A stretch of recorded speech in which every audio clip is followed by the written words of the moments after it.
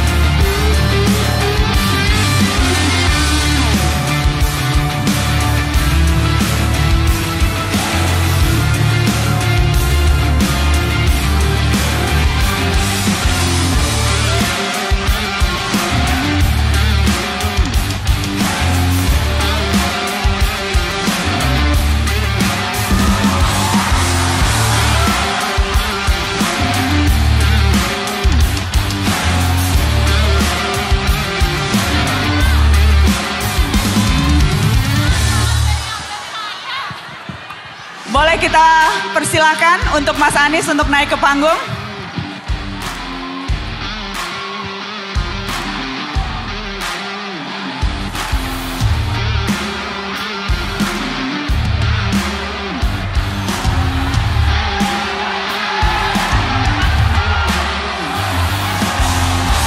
Baik, kita kasih tepuk tangan sekali lagi. Bakal calon presiden dari Koalisi Perubahan untuk Persatuan, Anies Baswedan.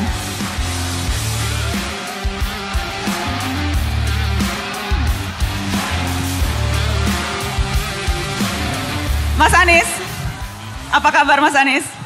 Alhamdulillah baik, sehat, terima kasih. Sehat-sehat Mas? Sehat, baik, senang sekali bisa kembali ke UGM. Alhamdulillah. Pulang kampus Mas Anies? Pulang kampus, dan saya senang sekali tadi baca tulisannya. Najwa Shihab UGM. Sudah diklaim ya, aku udah pakai baju ala-ala jaket alma mater nih. Mohon maaf anak-anak UI, tapi aku nomor 1 UI, nomor 2 UGM kok di hatiku. Mohon maaf orang kuliahnya di UI. Kecuali kalau nanti dikasih honoris causa. Nggak terima honoris causa, biar pejabat kalau aja yang UGM nggak pernah ngobrol honoris causa. Mas Anies. Betul ya Bu Rektor ya. Mas, jadi terakhir kali ke kampus sering banget dong pastinya atau gimana? Sering kampus. Tapi acara besar di Geraha Sabah, kalau tidak salah terakhir adalah Mata Najwa di sini.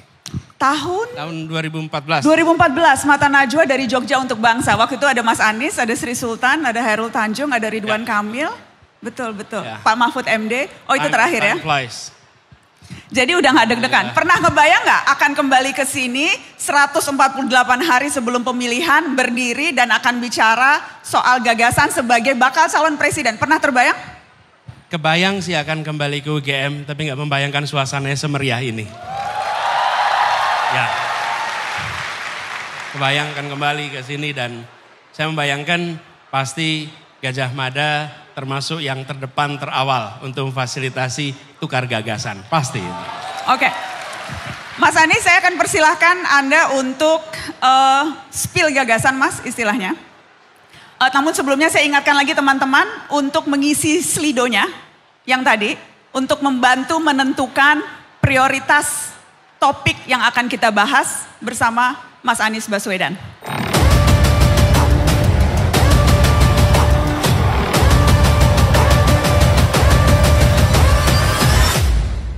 Oke Mas Anies, waktunya 10 menit. Saya persilahkan untuk menyampaikan apa gagasan yang Anda tawarkan untuk para calon pemilih di 2024. Kita kasih tepuk tangan untuk Anies Baswedan. Thank you, makasih. Terima kasih, Assalamualaikum warahmatullahi wabarakatuh. Selamat sore, salam sejahtera buat semuanya. Bu Rektor dan seluruh jajaran pimpinan Universitas Gadjah Mada yang saya hormati, teman-teman mahasiswa dan seluruh hadirin.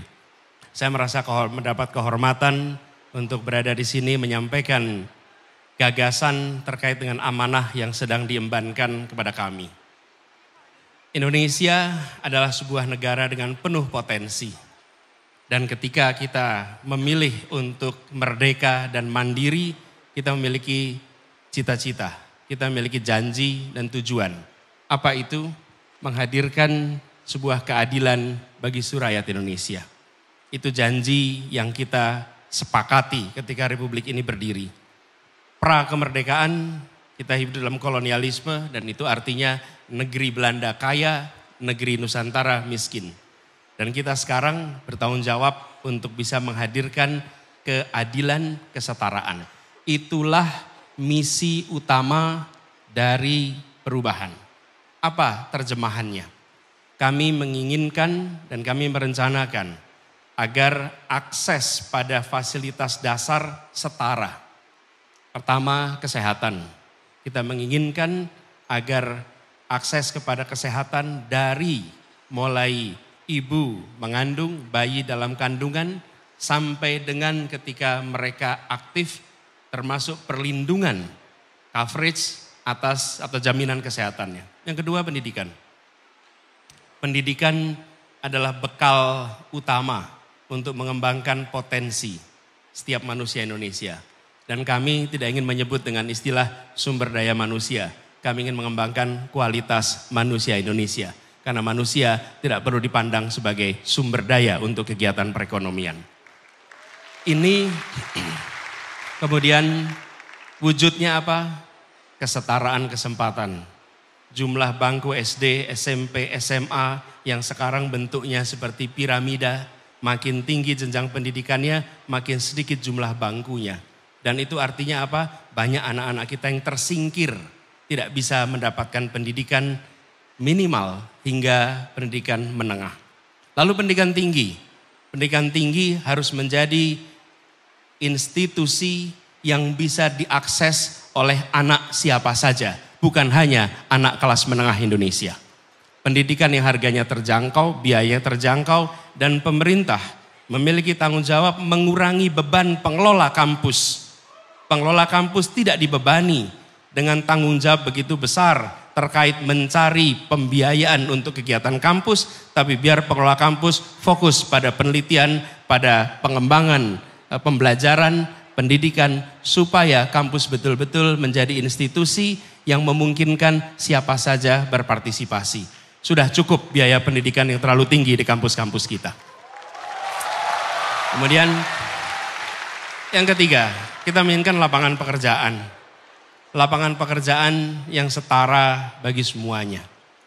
Bapak Ibu sekalian, teman-teman yang ada di Jogja tahu persis ketika saya tumbuh besar di sini, sejak saya SMP, SMA, banyak sekali teman sekelas bukan berasal dari Jogja. Kenapa? Karena sejak SMP dan SMA mereka dikirim oleh orang tuanya untuk belajar ke kota ini agar mereka bisa mendapatkan pendidikan yang baik. Supaya apa? Nantinya mereka mendapatkan pekerjaan yang baik. Akhirnya ketika mereka dikirim ke kota-kota utama di Indonesia, mereka nggak pernah kembali lagi. Mereka tidak kembali kampung halamannya. Hijrah ke Jogja, hijrah ke Jakarta, hijrah ke Bandung, ke Malang, Surabaya, tidak kembali. Kita menginginkan agar kesempatan pendidikan ada di mana saja, lalu kesempatan kerja setara. Dan itu artinya menambah kota-kota di seluruh Indonesia sebagai pusat pengembangan perekonomian. Perekonomian kita hari ini tersentralkan di kawasan Jawa bagian barat, khususnya Jakarta dan kawasan Jawa. Kita menginginkan dan merencanakan kota-kota di seluruh Indonesia minimal 14 kota menjadi mesin penggerak perekonomian yang memungkinkan bagi semua untuk bisa mendapatkan lapangan pekerjaan yang setara. Lalu yang tidak kalah penting, ini adalah terkait dengan kebutuhan pokok dasar kita.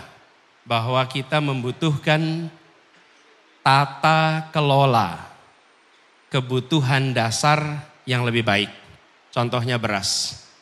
Biaya hidup yang tinggi, apalagi bagi mereka yang statusnya prasejahtera, menjadi makin berat ketika harga kebutuhan pokok itu mahal.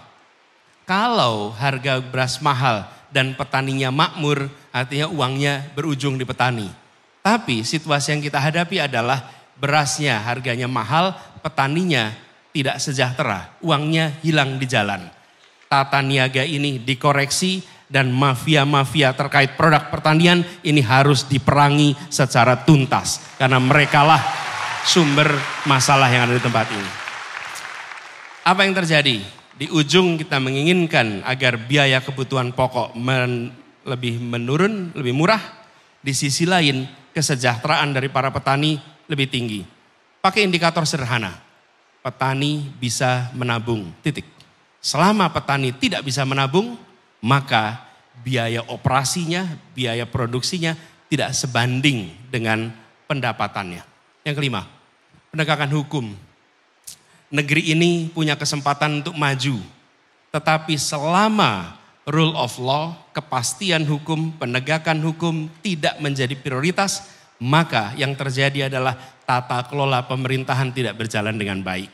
Praktek korupsi masif di mana-mana. Dan yang kita saksikan adalah aparat yang seharusnya menegakkan hukum melakukan tindakan-tindakan yang tidak setara. Mereka yang kuat tak tersentuh, mereka yang lemah tersentuh. Mereka yang kawan tak tersentuh, mereka yang lawan disentuh terus. Dan ini harus diubah. Pemberantasan korupsi menjadi prioritas penting, penegakan hukum yang adil menjadi prioritas, dan membuat pengadilan kita menjadi pengadilan yang kredibel, itu prioritas kita. Ini adalah aspek yang membuat Indonesia kita bisa take off.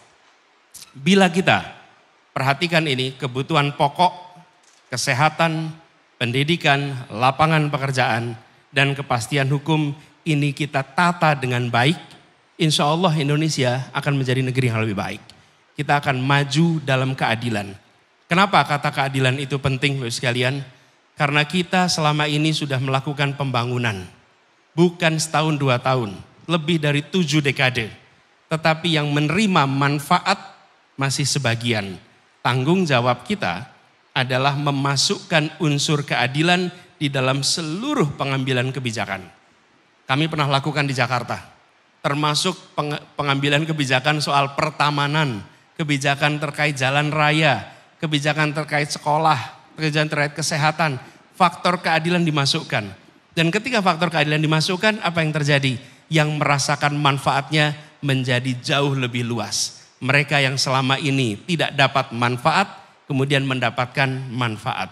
Republik ini didirikan bukan sekedar untuk meningkatkan kesejahteraan. Republik ini didirikan untuk menghadirkan keadilan sosial bagi seluruh rakyat Indonesia. Itu kalimat terpenting.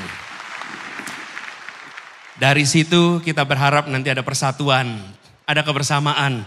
Karena Bapak Ibu sekalian, teman-teman, adik-adik semua, tidak ada persatuan dalam ketimpangan. Kalau Anda bisa menunjukkan contoh kasus ketimpangan yang menghadirkan persatuan, kita ingin lihat. Nah ada.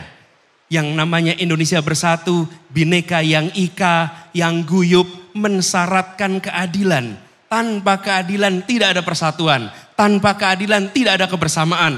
Tanpa keadilan tidak ada ketenangan. Hadirkan keadilan, maka Indonesia akan tenang, makmur, bahagia. Itu kira-kira teman-teman. Saya rasa saya cukup sampai di sini. Sebagai gagasan awal, kata kuncinya adalah keadilan dilaksanakan di semua sektor.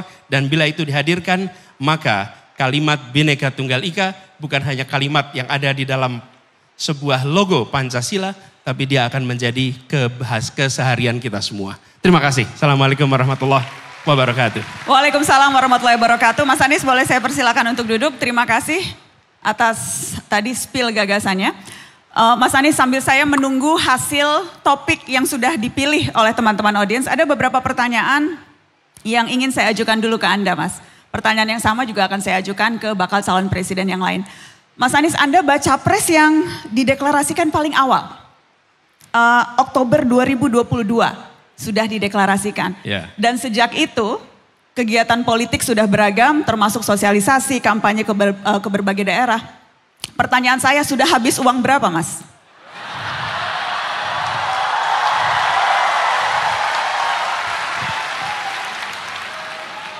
Mudah-mudahan di sini ada yang mau nyumbang nanti. Ya, dari semua barangkali saya yang asetnya paling kecil. Saya menjadi calon presiden tidak pernah mendaftar, tidak pernah mengajukan diri. Saya diajukan oleh Partai Nasdem pertama kali, partai yang dulu beroposisi ketika di Jakarta. Mereka melakukan proses dan mereka mencalonkan. Habis itu kemudian PKS, Demokrat, walaupun sekarang tempat lain, kemudian PKB. Loh iya dong, saya sebut dong, masa enggak disebut? Nah, terusin dulu ya. Ya. Itu kan modal suara politik. Saya terusin dulu sebentar. Silakan Mas. Jadi, gerakan yang kami dorong, gerakan perubahan, dilakukan rame-rame. Nah, begitu banyak yang membantu. Mayoritas bantuannya tidak dalam bentuk rupiah. Kami dipinjamin rumah, dipinjamin kendaraan, staf-staf yang kita bekerja bersama, sebagian adalah mereka dibayar oleh perusahaan-perusahaan yang mau membantu kita. Oke. Jadi secara pembiayaan itu bukan pembiayaan seperti diberikan rupiah. Bentuknya adalah kalau itu in kind atau apa? Barang. Natura. Tapi Mas, dalam kenyataannya uang cash itu diperlukan Mas. Ya, Biaya politik itu sangat mahal di sini. Ya. Saya mau kasih ilustrasi, calon wakil presiden Anda, Caimin, sempat bilang untuk bisa jadi caleg di DKI itu minimal 40 miliar.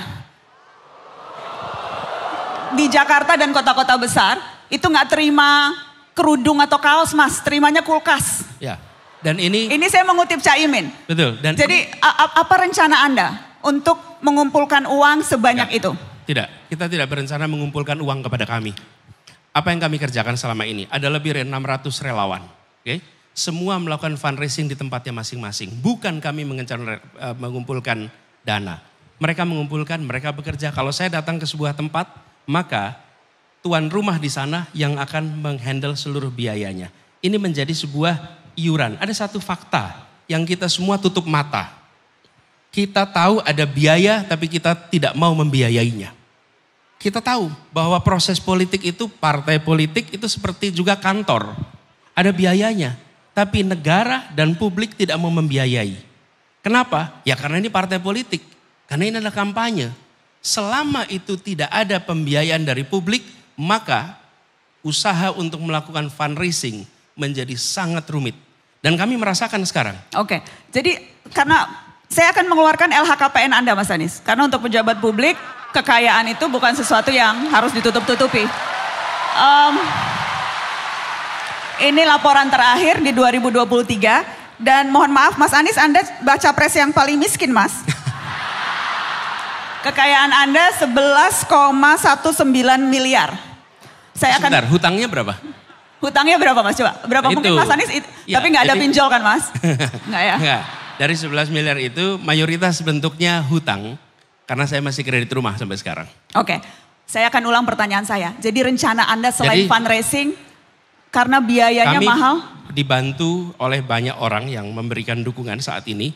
Dan yang paling nanti akan mahal adalah ketika menjelang kampanye, menjelang kegiatan kampanye, produksi alat-alat peraga. Apa yang sekarang kami lakukan? Yang kami lakukan adalah kami membuat kontennya. Kami taruh di cloud dan kami izinkan siapa saja memproduksi kaos, memproduksi banner, memproduksi itu dari konten yang kami buat. Kami sendiri tidak mencetak, tapi kami menyiapkan kontennya dan kami meminta kepada semua. Bila Anda percaya kepada apa yang kami mau rencanakan, akan kami kerjakan, bantu kami untuk melakukan perubahan di Republik ini. Karena tidak mungkin kita kerjakan sendirian. Dan banyak pengusaha-pengusaha yang mau membantu. Dan Nas buat catatan, yang membantu ukuran yang menengah. Yang besar-besar nggak ada yang berani mendekati. Semua yang besar-besar itu tidak ada yang dekat. Yang mendekati yang tengah-tengah ini semua. Kenapa konglomerat tidak dekat Anies Baswedan? Itu harusnya tanyanya ke mereka tuh. Kenapa nggak dekat? Kan Anda yang menyatakan Anda. Jadi saya follow up questionsnya ke Anda Mas Anies. Kenapa? Mereka takut karena? Karena kami mengalami pengusaha-pengusaha yang berinteraksi, bertemu. Sesudah itu mereka akan mengalami pemeriksaan. Pemeriksaan pajak, pemeriksaan-pemeriksaan yang lain-lain. Dan ada contoh di Jawa Barat membantu, di Jawa Tengah membantu. Setelah selesai katanya random, tapi 10 perusahaan miliknya semuanya diperiksa pajaknya. Yang katanya random. Apa yang terjadi? Takut orang membantu. Padahal yang mereka kerjakan bukan membantu saya. Mereka membantu relawan, membantu kegiatan untuk ada event. Mereka membiayai semua di daerahnya masing-masing, bukan tempat kita. Mas Anies, supaya bayangkan yang besar. Supaya tidak suzon, saya mau minta klarifikasi. Jadi yang Anda katakan adalah Anda menduga alat negara digunakan untuk mengintimidasi orang-orang yang membantu pencalonan Anda. Apakah se-clear itu? Itu laporannya begitu. Alat negara? Ya. Dan itu kalau alat negara berarti yang memerintahkan aparat negara setinggi apa? Saya tidak tahu yang memerintahkan siapa, tapi fakta di lapangannya seperti itu. Dan saya mau tanya kepada diri saya sendiri dan kita semua, akankah kita membiarkan republik ini berada dalam rasa takut? Akankah kita membiarkan rasa kebebasan itu hilang? Saya rasa tidak.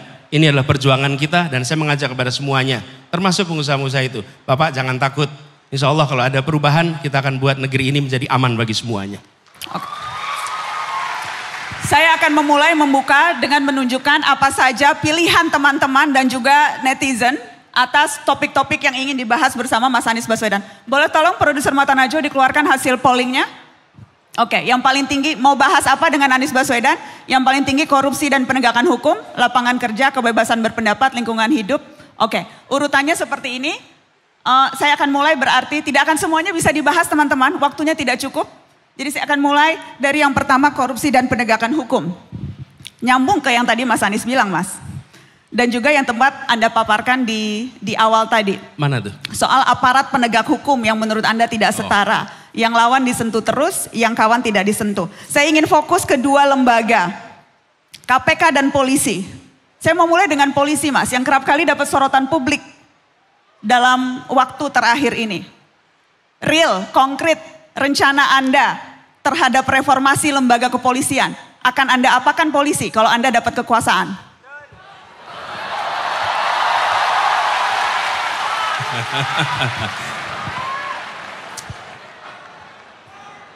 Wih jangan dong, bahaya kalau bubar. Masa bubar? Gini, kita membutuhkan kepolisian yang akuntabel, transparan, bersih.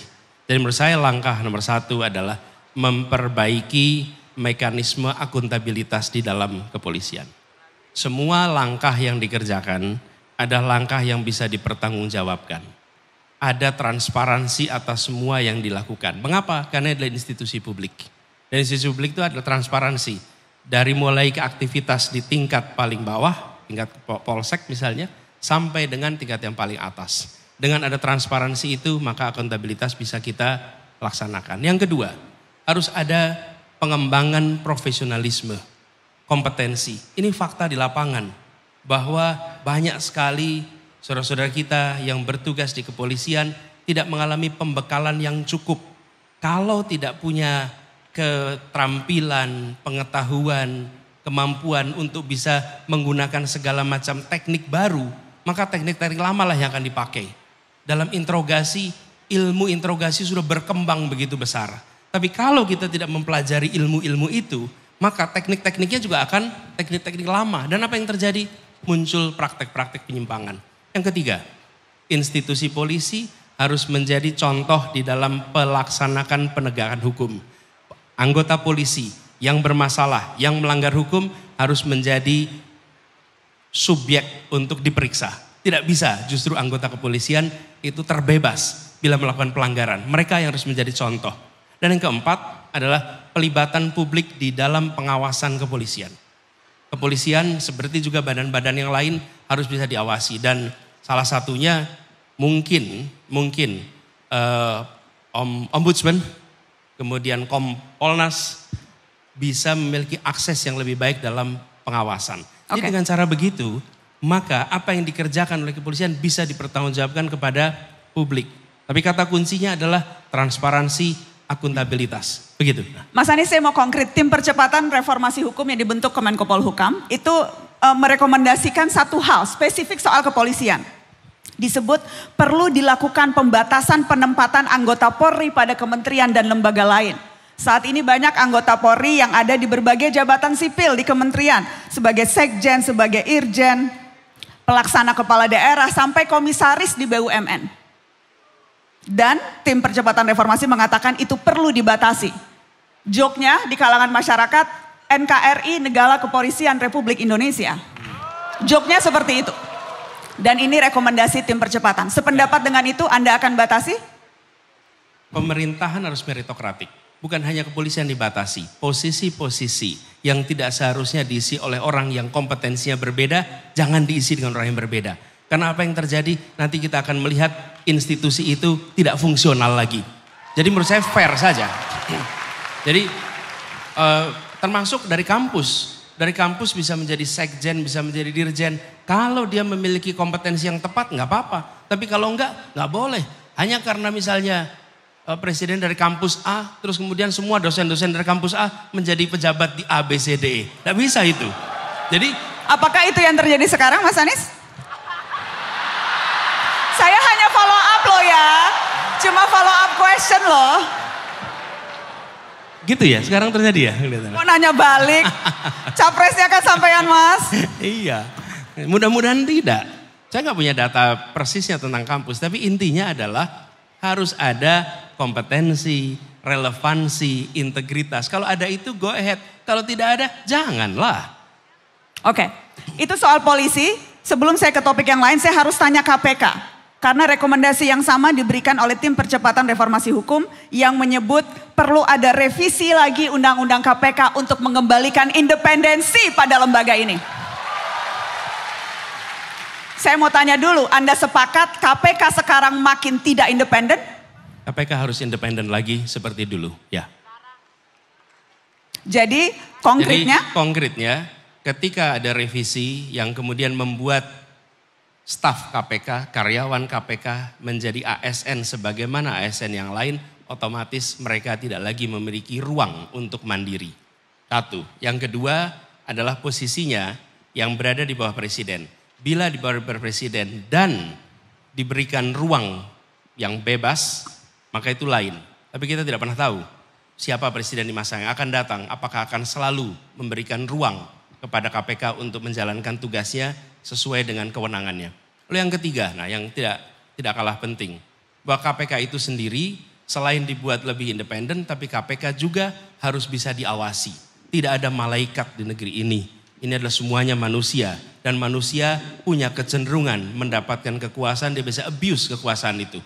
Termasuk juga yang berada di dalam KPK. Ya dimandirikan, ya diberikan kewenangan yang cukup untuk memberantas korupsi karena praktek korupsi sudah begitu masif, tapi juga harus ada mekanisme pengawasan yang baik sehingga KPK tidak menjadi sebuah badan yang justru merusak praktek pemberantasan korupsi. Mas Anies, saya harus tanya supaya tidak ada suuzon di antara kita.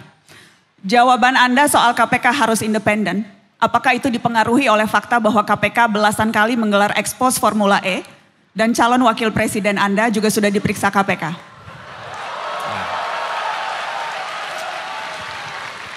Saya tidak tahu berapa kali KPK melakukan gelar perkara.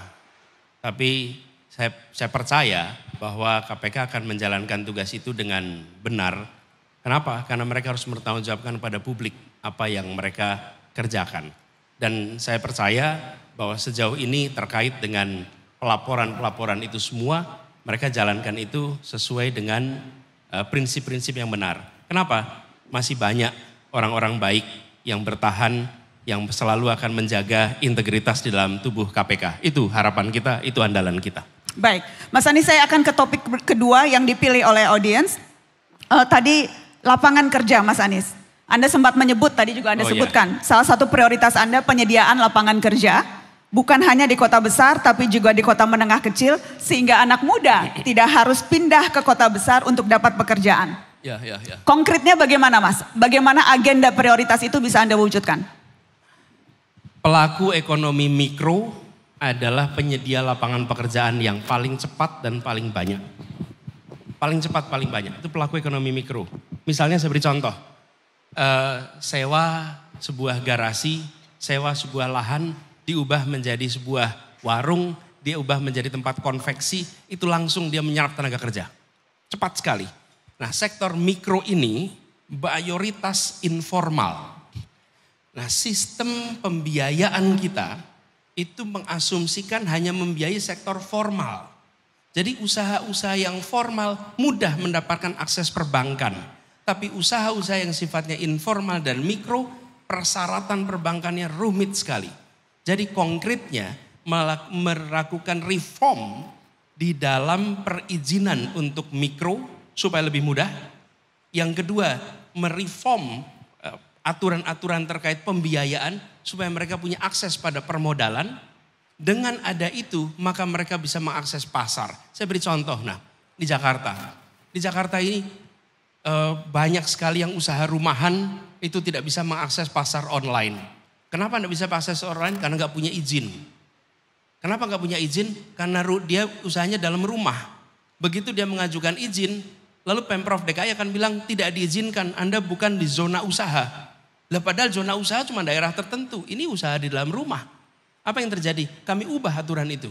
Sekarang semua wilayah di Jakarta selama itu usaha rumahan, mereka bisa berusaha di rumahnya. Langsung punya namanya IUMK, izin usaha mikro kecil, langsung punya NPWP, langsung mereka bisa jualan ke pasar-pasar online. Apa yang terjadi? Perhatikan 4 tahun terakhir ini. Dulu yang berjualan di pasar-pasar online adalah makanan-makanan kelas menengah ke atas. Hari ini warung pecel lele di pinggir jalan pun bisa berjualan secara online. Kenapa? Karena mereka punya izin usaha, karena mereka punya NPWP dan mereka bisa akses kepada pasar. Jadi usaha anak muda untuk bisa mendapatkan pekerjaan itu disambungkan dengan penumbuhan mikro. Nah, anak-anak muda punya banyak sekali ide, gagasan untuk usaha.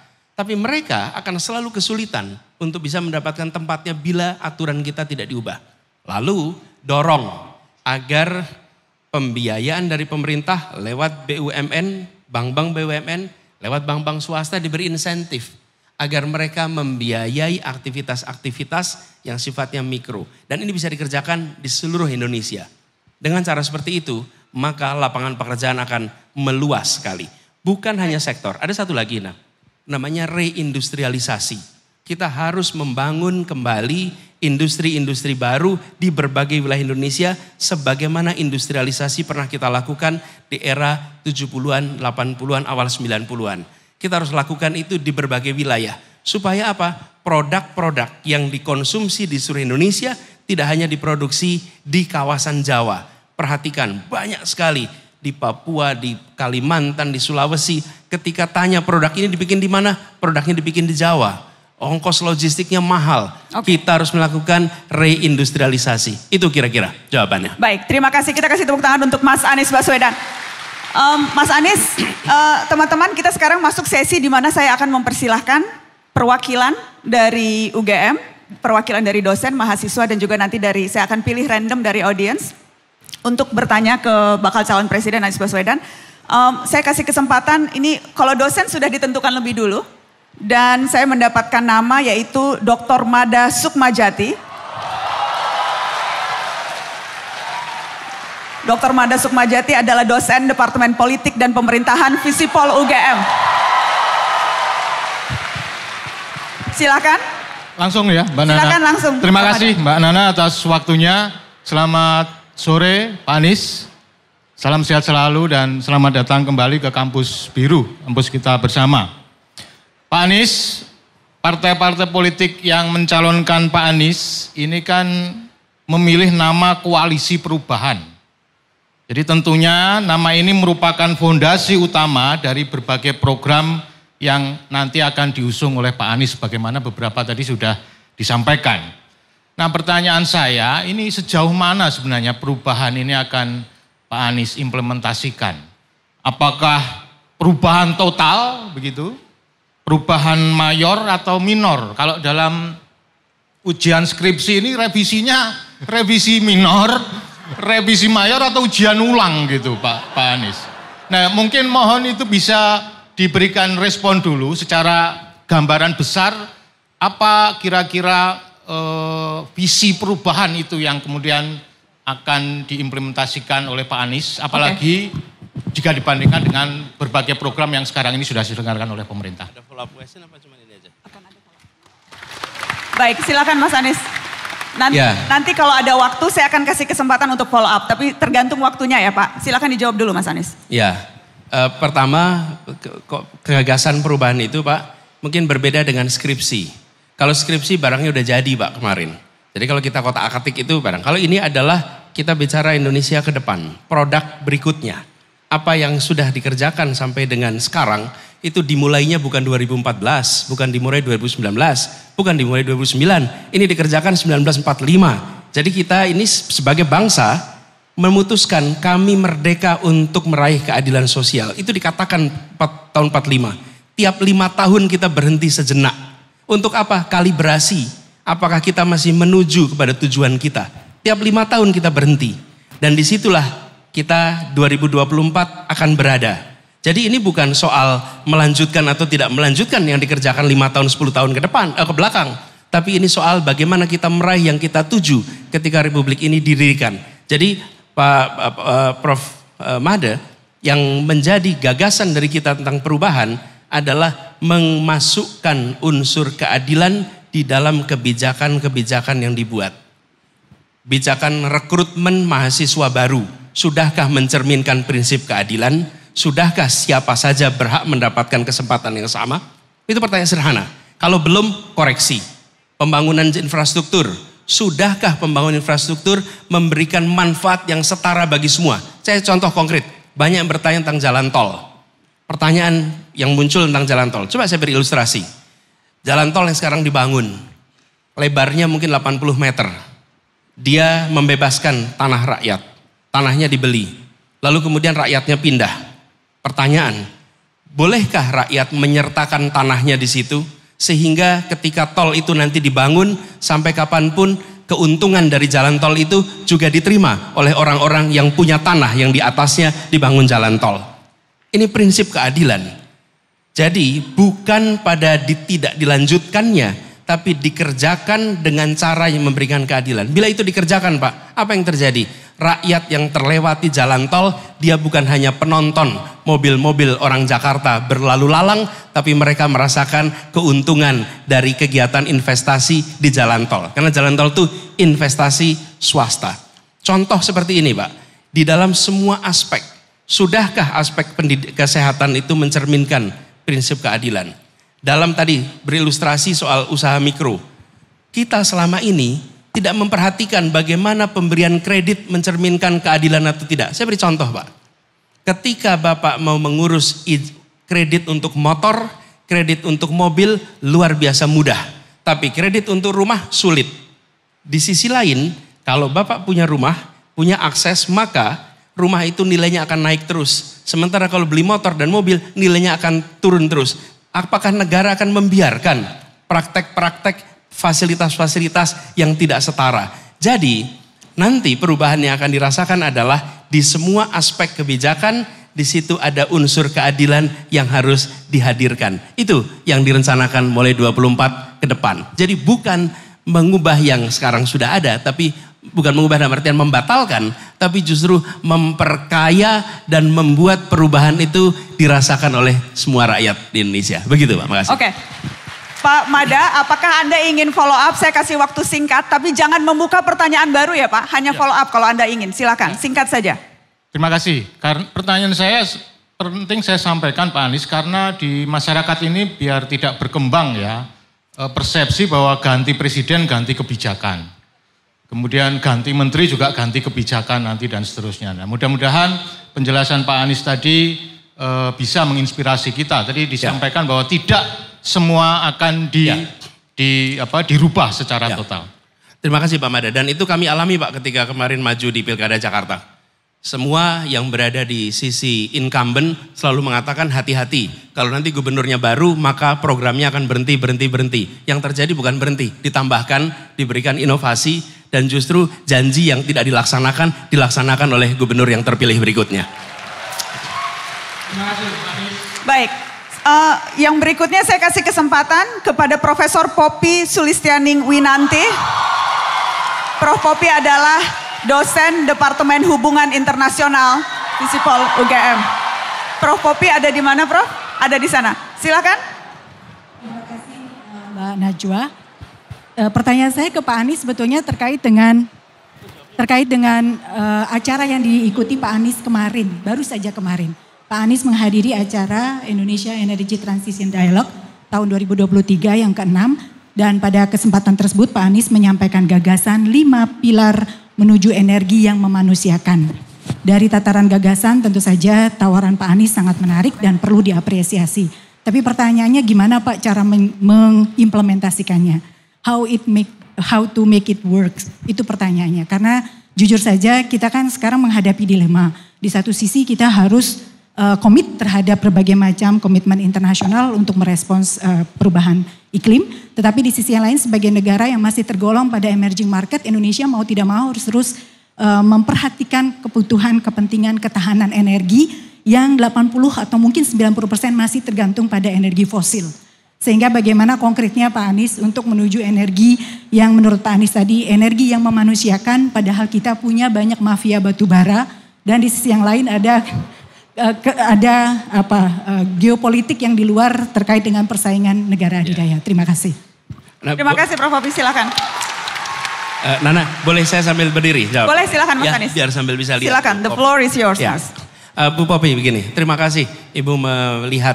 Jadi buat yang tidak lihat barangkali, kemarin diadakan diskusi tentang bagaimana transisi energi Indonesia ke depan. Dan 3 capres diundang. Sayangnya hanya 1 yang hadir untuk menjawab gagasan soal itu. Nah, saya sampaikan di situ 5 pilar.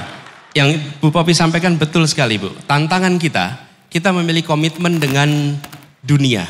Dari mulai ada COP di 2009, kemudian COP20 dan lain-lain. Nah, apa yang kemarin saya sampaikan untuk eksekusi? Nomor 1, sinkronisasi antara pemerintah pusat, provinsi, daerah terkait penanganan lingkungan hidup. Hari ini tidak ada sinkronisasi itu. Kalau kebijakan pusat, provinsi, dan kabupaten kota tidak sinkron, maka komitmen nasional tidak dijalankan di tingkat provinsi, apalagi di tingkat kabupaten kota. Lalu yang muncul adalah capaian-capaian itu tidak bisa terlaksana. Target-target itu tidak bisa terlaksana. Jadi Bu, itu nomor 1. Yang kedua, kita harus melibatkan semua stakeholder termasuk swasta di dalam usaha mencapai target-target transisi ini. Nah, bila ini dikerjakan sama-sama dan serius, saya yakin bisa. Lalu, apakah kita perlu waktu untuk melakukan transisi? Transisi kepada apa? Energi baru dan terbarukan, EBT. Energi baru terbarukan. Ini prosesnya panjang, tapi harus dimulai. Nah, kami melihat ada insentif yang harus diberikan. Inilah peran diplomasi. Mungkin Ibu juga lihat kemarin terkait diplomasi. Ada pembiayaan global untuk climate crisis yang Indonesia bisa akses. Dan kita memiliki kekayaan alam, hutan, kemudian hutan tropis, kemudian juga kekayaan biologi lain yang membuat kita bisa menerjemahkan ini di dalam carbon trading mekanisme. Sehingga kita bisa mendapatkan bantuan pembiayaan untuk melakukan konversi. Ada sumber energi yang sangat besar dimiliki Indonesia. Namanya sumber daya panas bumi. 40% dari panas bumi dunia itu ada di Indonesia.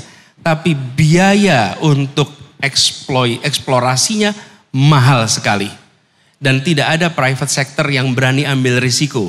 Karena itulah kemarin saya sampaikan negara harus hadir, negara invest di sini, lalu ketika sudah mulai eksploitasi, baru private sector dilibatkan untuk kemudian kita punya sumber energi yang baik. Jadi terkait dengan hari ini kita masih menggunakan fossil based energy, ini mau tidak mau akan bergeser, tapi tidak mungkin dikerjakan dalam waktu yang singkat. Jadi eksekusinya adalah sinkron pusat, provinsi, daerah, libatkan negara, swasta.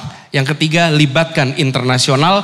Yang keempat, alokasikan anggaran yang cukup dari negara untuk investasi awal bagi energi baru dan terbarukan. 4 hal itu, Pak. Terima kasih. Baik, terima kasih Mas Anies.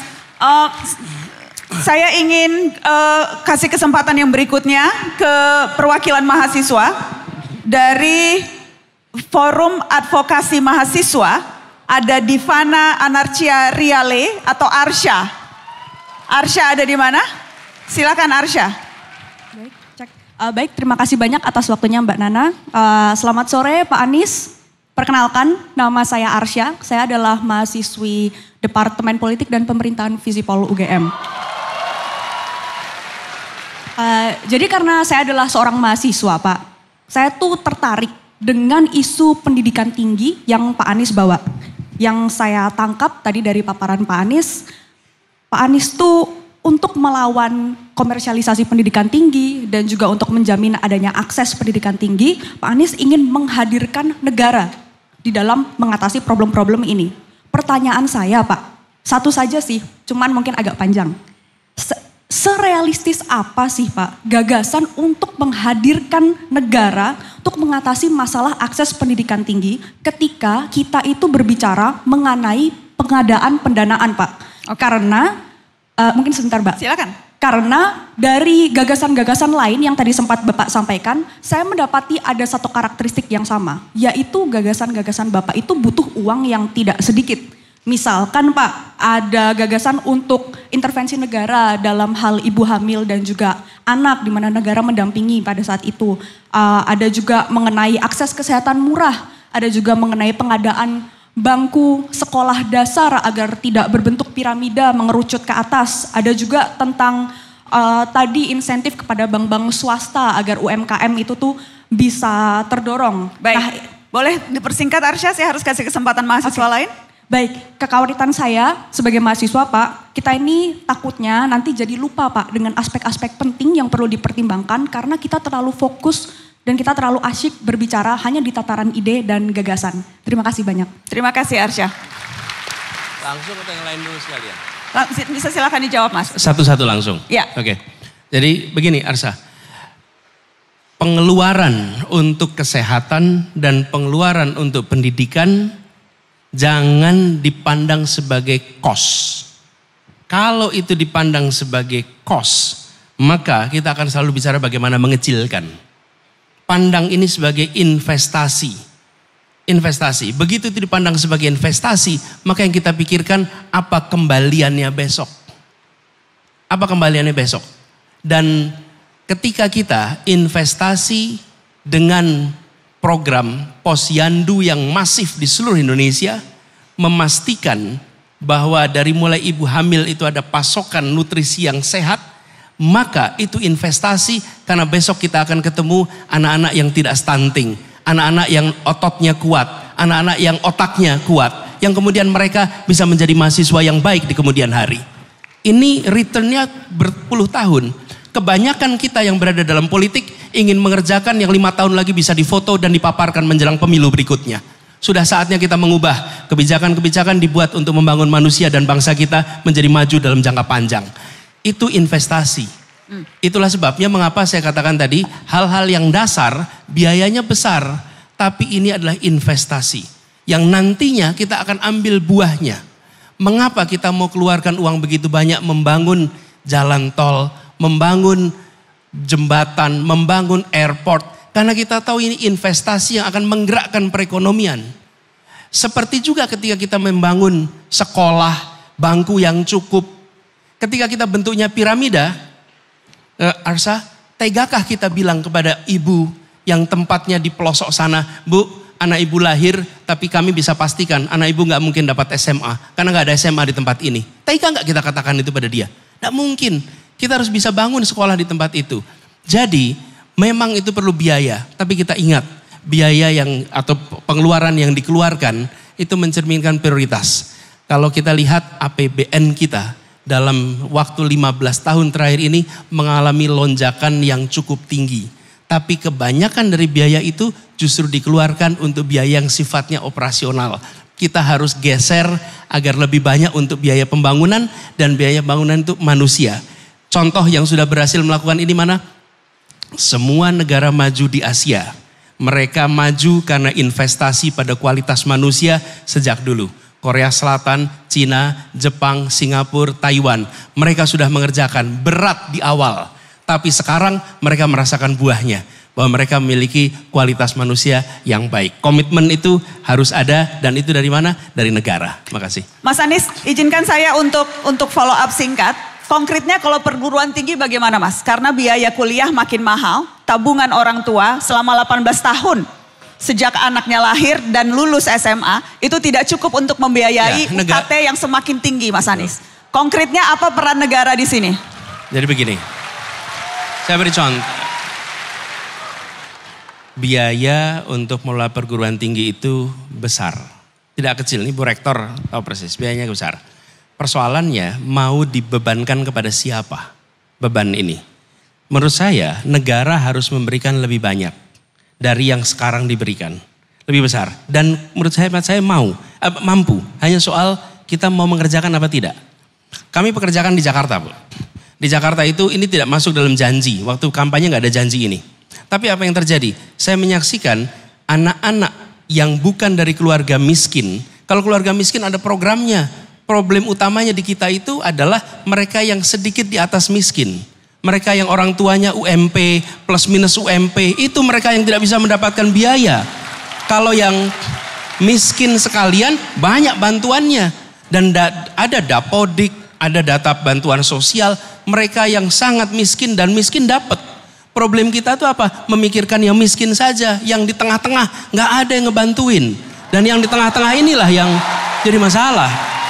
Nah, saya beri contoh, Jakarta saja sebagai provinsi nih. Kami mereka yang statusnya orang tuanya UMP plus minus 10%. Jadi gaji UMP 10%, mereka itu mendapatkan bantuan beasiswa dari pemerintah DKI 9 juta rupiah per semester.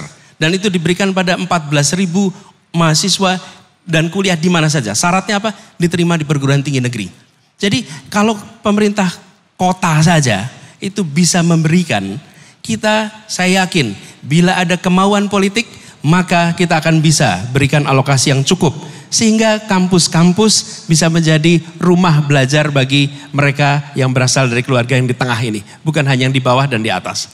Baik, terima kasih Mas Anies. Saya akan kasih kesempatan ke floor untuk bertanya ke Mas Anies. Boleh lampunya diterangin supaya mata Najwa bisa melihat lebih jelas? Yang mau bertanya? Oke. Oke, boleh saya minta yang berbaju kuning yang mengangkat di situ, boleh ke sana dan nanti saya akan ke atas di sebelah sana. Boleh yang berbaju kuning dulu langsung pertanyaannya?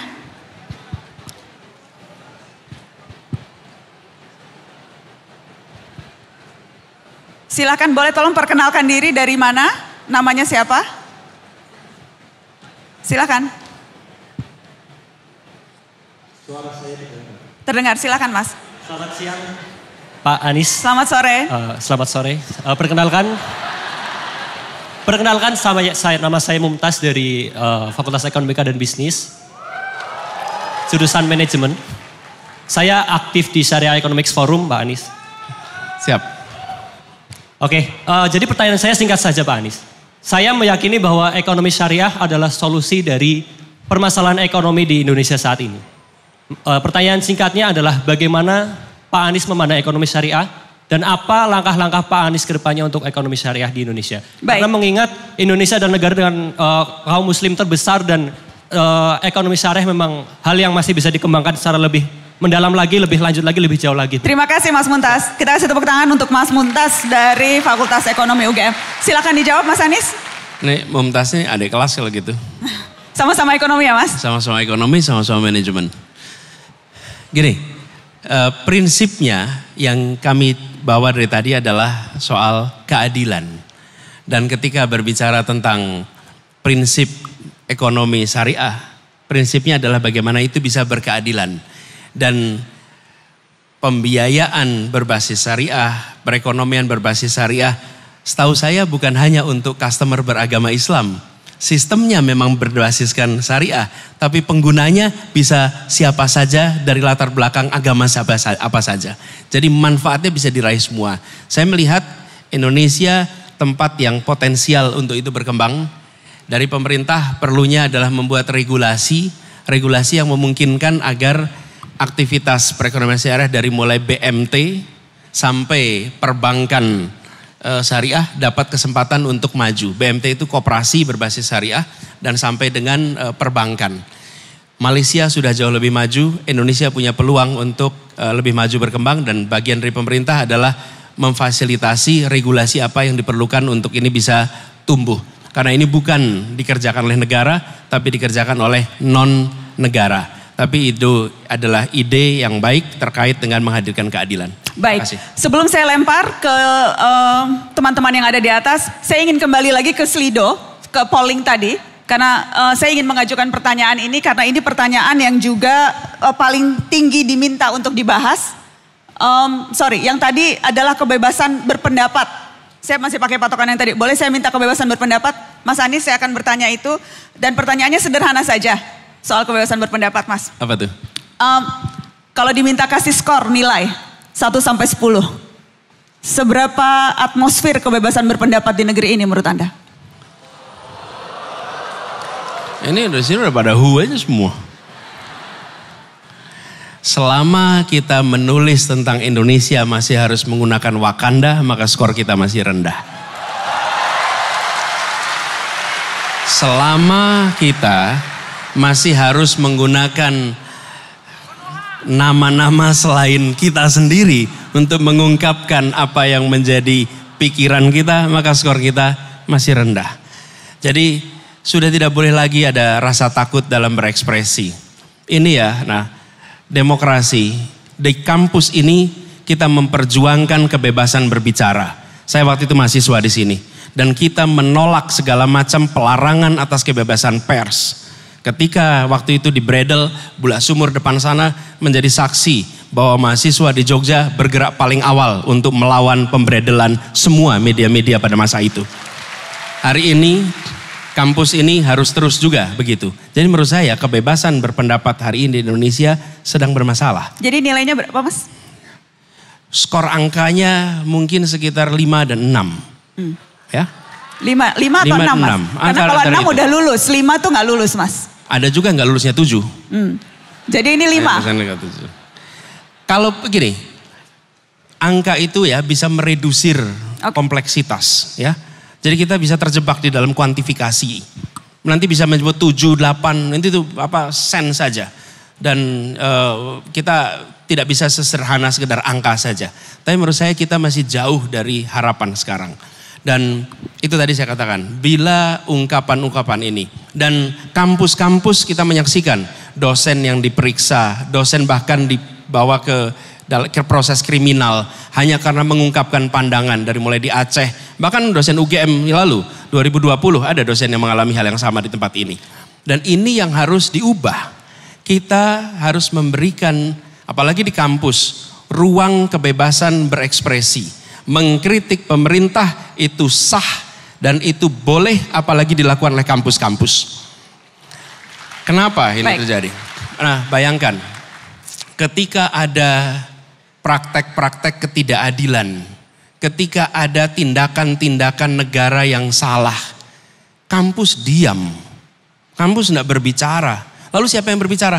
Tokoh agama berbicara, tokoh-tokoh ulama berbicara, tokoh-tokoh Kristen bicara, tokoh Katolik bicara, tapi tokoh-tokoh akademia tidak. Dan ini terjadi kenapa? Karena kita ada perasaan khawatir. Ini harus diubah. Jadi kebebasan berbicara nasional, tapi juga menurut saya yang paling penting dikembalikan adalah kebebasan berbicara di dalam kampus-kampus harus dikembalikan. Baik, terima kasih. Kita kasih tepuk tangan untuk Mas Anies. Saya akan ke atas. Apakah sudah ada mic yang bisa ke atas supaya saya bisa lempar kesempatan? Sebentar saya lihat dulu. Saya mau minta perempuan. Boleh adek yang loncat-loncat pakai baju putih dan jilbab? Aku seneng banget lihat kamu loncat-loncat. Ya udah. Boleh yang sebelah sana? Baik. Dan saya juga akan minta pertanyaan. Saya tahu ada banyak sekali pertanyaan di medsos, di kolom komentar dan juga live streaming. Tolong nanti disiapkan ya teman-teman, bisa kita keluarkan di sana. Tapi sebelumnya silahkan adek, namanya siapa? Oke, terima kasih atas kesempatannya Mbak Nana. Perkenalkan, nama saya Rania Veta Sosebila dari Fakultas Ilmu Sosial dan Ilmu Politik, jurusan Ilmu Hubungan Internasional. Oke. Sorry. Oke. Namanya, panggilannya adek cepet banget tadi kamu ngomongnya, panggilannya siapa? Rania. Rania? Iya betul. Oke, silahkan Rania, mau tanya apa? Saya ingin bertanya soal tentang imigrasi di Indonesia. Jadi yang ada satu berita yang saya baca akhir-akhir ini. Jadi tentang turis yang hidup di Indonesia tanpa ada kontribusi tersendiri di Indonesia. Nah, saya ingin seperti berita yang saya baca itu ada satu kelompok turis yang membuat perumahan tersendiri di Bali, tapi mereka tidak membuat kontribusi tersendiri di Bali itu sendiri. Mereka tidak bisa dibilang turis, tapi tidak bisa dibilang warga Indonesia. Jadi apa yang akan Bapak Anies lakukan untuk regulasi imigrasi tersendiri? Terima kasih. Terima kasih Rania. Silakan Mas Anies. Rania, makasih. Sebenarnya penegakan aturan dengan adanya sistem informasi yang lebih baik, maka kedatangan, kepulangan itu harus terkendali. Apalagi statusnya sebagai turis. Turis itu by definition sementara, namanya juga turis. Dia kesini untuk tur. Dan ketika periode turnya selesai, ya dia harus pulang. Nah, seringkali kita tidak melakukan pengawasan, tidak melakukan penindakan, dan seringkali belum tentu punya sistemnya. Jadi menurut saya laksanakan aturan, perbaiki sistemnya, tindak mereka yang melanggar, dan gampang sekali kalau turis itu. Tinggal diantar ke airport, masukkan pesawat, dan bye-bye. Silakan pulang ke kampung halaman Anda. Selesai. Baik, Mas Anies, ada pertanyaan yang muncul dari live streaming. Bahrudin, jika terpilih menjadi Presiden RI pada 2024, bagaimana Bapak memilih menteri di kabinet yang Bapak pimpin? Satu, kompeten. Memiliki kompetensi yang relevan dengan bidangnya. Dua, berintegritas. Punya rekam jejak yang baik, tak bermasalah. Di Republik ini banyak sekali orang yang dituding bermasalah, walaupun senyatanya tak bermasalah. Tapi ada juga orang yang sesungguhnya bermasalah, tapi selalu lolos dari pemeriksaan. Jadi berintegritas. Yang ketiga, dia memiliki rekam karya yang baik, rekam kerja, rekam kinerja yang baik. Sehingga kita bisa memproyeksikan bahwa ke depan dia akan baik. Yang keempat, dia memiliki visi yang sama dengan visi yang dimiliki oleh pimpinannya. Sehingga ketika bekerja memiliki visi yang sama. Visi itu artinya termasuk nilai. Dia mempercayai pada prinsip dasar bahwa keadilan harus ada di dalam setiap kebijakan. Kira-kira 4 itu minimal kriteria yang digunakan. Baik, saya ingin langsung ke pertanyaan yang sudah muncul di media sosial. Boleh tolong dikeluarkan pertanyaannya? Ya, untuk semua capres mau tanya bagaimana cara dan solusi jika kita menjadi sandwich generation. Jadi harus membiayai orang tua juga. Jadi kejepit mas sandwich di atas dan di bawah.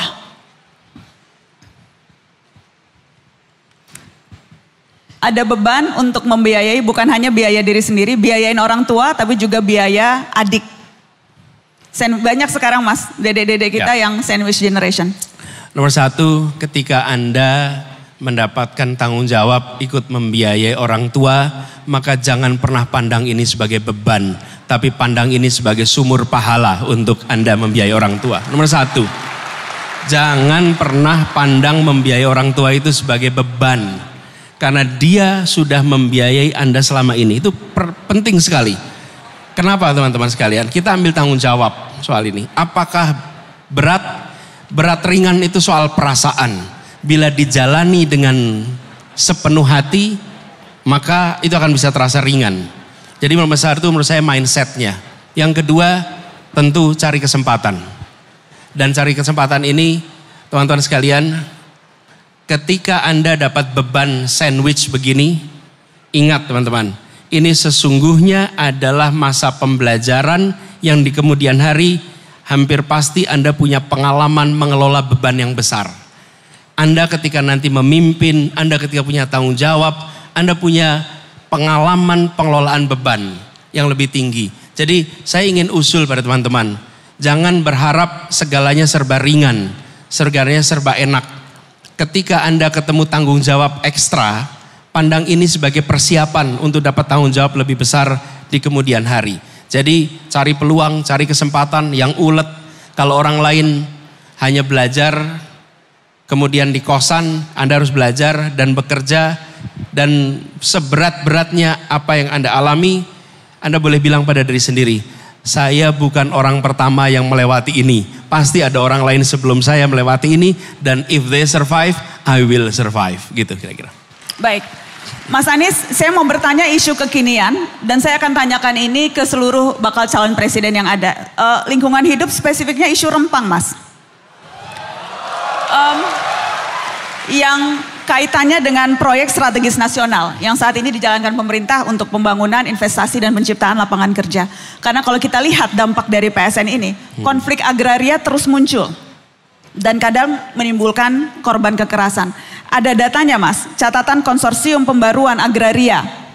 Setidaknya ada 32 letusan konflik agraria dan 11 diantaranya terkait dengan proyek strategis nasional. Ya. Apakah konsep dan pendekatan saat ini yang dilakukan oleh pemerintah saat ini dalam rangka mempercepat pertumbuhan ekonomi akan diganti dengan kebijakan lain? Apakah Anda punya strategi pendekatan yang berbeda? Ya. Jadi begitu sebuah kegiatan itu menjadi PSN, maka akan ada deretan kemudahan yang diberikan. Kan gitu kira-kiranya. Supaya eksekusinya menjadi cepat. Itulah sebabnya program-program yang dimasukkan menjadi PSN, maka dia akan bisa berjalan lebih cepat dibandingkan tidak masuk pada PSN. Idenya untuk mempercepat itu fine. Karena itulah kita yang harapkan untuk bisa meraih kesejahteraan lebih cepat. Apa ruang yang harus diperbaiki? Satu, penentuan program sebagai program strategis atau tidak harus ada di tangan teknokrasi, bukan di tangan dunia usaha. Kalau itu dibalik, proposalnya dari dunia usaha, pemerintah hanya memberikan stempel, maka muncullah masalah banyak sekali. Dimulai dari teknokrasi. Dari mana itu? Kita punya RPJP, kita punya RPJMN. Kemudian dari sini diterjemahkan dalam bentuk program. Mana yang diputuskan menjadi strategis, nasional, mana yang tidak. Jadi penentuan PSN-nya itu kunci. Lalu di situ perlu ada partisipasi publik. Nah, kita seringkali tidak tahu kenapa sesuatu masuk menjadi PSN.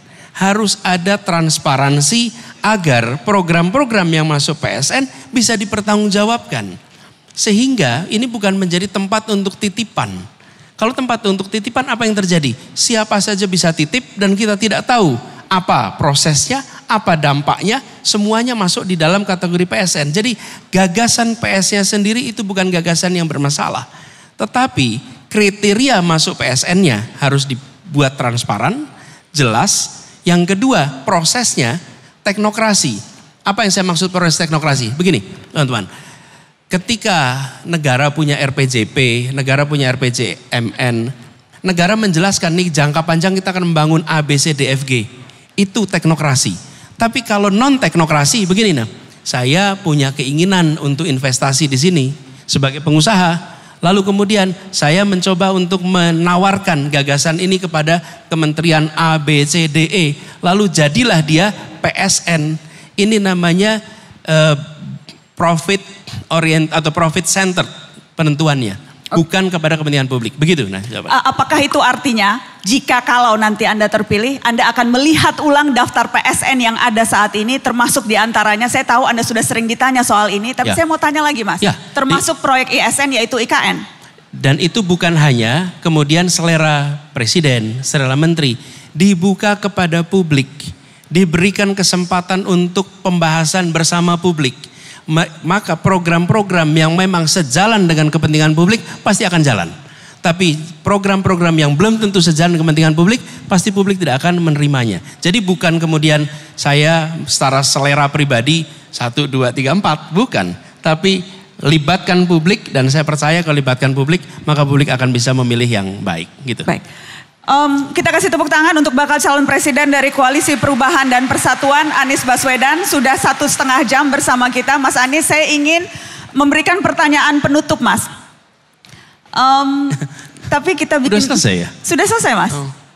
Tidak terasa atau terasa atau gimana? Enggak terasa. Enggak terasa ya. Mau lanjut sampai malam tapi enggak, Mas. Harus adil karena setelah ini saya akan berbincang dengan Mas Ganjar Pranowo dan juga berbincang dengan Pak Prabowo Subianto. Mas Anies, saya mau tanya pertanyaan terakhir dan lagi-lagi supaya adil, ini pertanyaan yang akan saya ajukan ke semua bakal calon presiden. Saya mau minta Anda refleksi, Mas. Refleksi.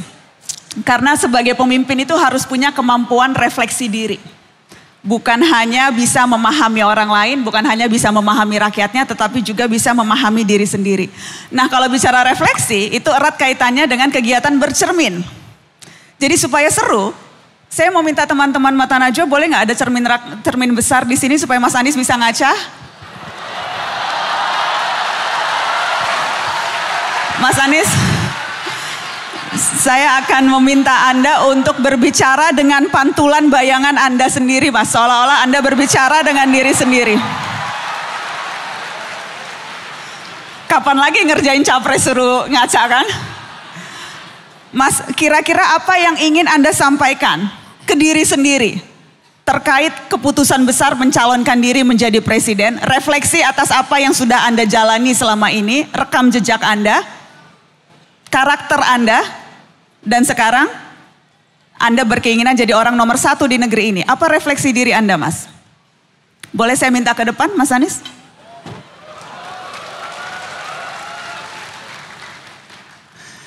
Ini yang pada punya kamar kos belum tentu ada kacanya juga di kamar kos. Ini khusus, Mas. Ya. Baik. Jadi saya bicara di sini. Mas Anies boleh berdiri di situ. Ada tandanya, Mas. Jadi menyapa diri sendiri. Mas Anies biasa manggil diri sendiri apa? Anies. Anies. Oke, jadi memanggil dengan nama ya. Nggak kan biasanya aku, saya, atau Nis, apa? Ya terserah Mas, aku nggak mau ngatur-ngatur, mohon maaf. Silakanlah kalau sama diri sendiri mah. Jadi gitu ya Mas Anies, silakan Anda. Saya harus mikir dulu nih ngomong. Oke. Jadi reflektif gitu ya. Reflektif. Dari perjalanan, rekam jejak, dan apa yang ingin Anda tuju. Nggak main-main loh Mas. Anda mau jadi orang yang memimpin 275 juta penduduk di negeri ini. Ya, silakan okay. Mas Anies.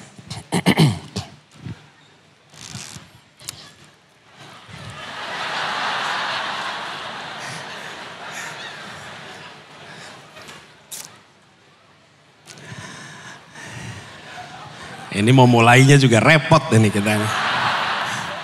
Gini, saya ini gak pernah ngomong di depan kaca. Ini gak pertama apa-apa, kali nih saya selalu ada yang kaca. Pertama di Mata Najwa. Nah.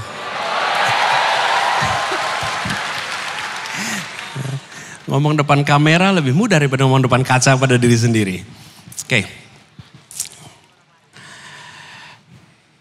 Di tempat ini, di lapangan ini, saya kelas 1 SD dan bermain sepak bola pertama kali di lapangan terbuka namanya lapangan STO.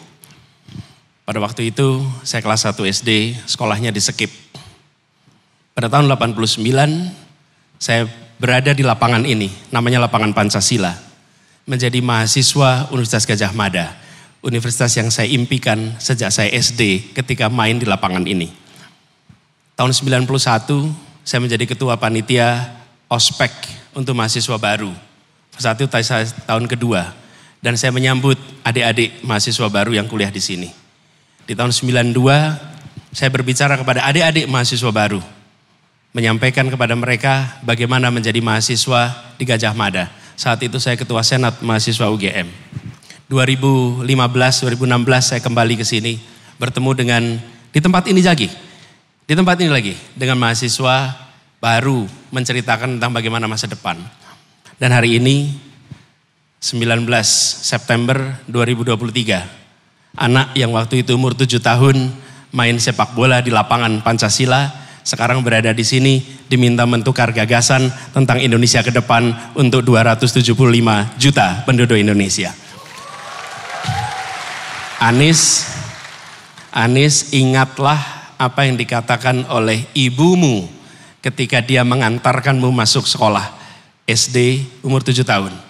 Pada saat itu dipesankan kerja keras, rajin, dan ketika masuk kuliah ibumu pesan, Anies, yang kita miliki cuma nama baik, jaga nama itu baik-baik.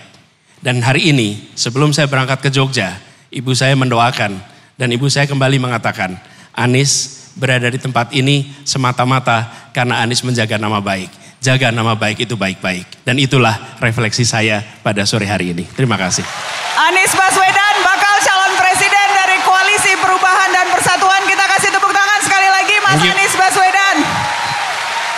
Terima kasih. Nana, terima kasih. Terima kasih banyak. Terima kasih UGM. Teruslah jadi kampus yang kebanggaan kita. Thank you. Terima kasih.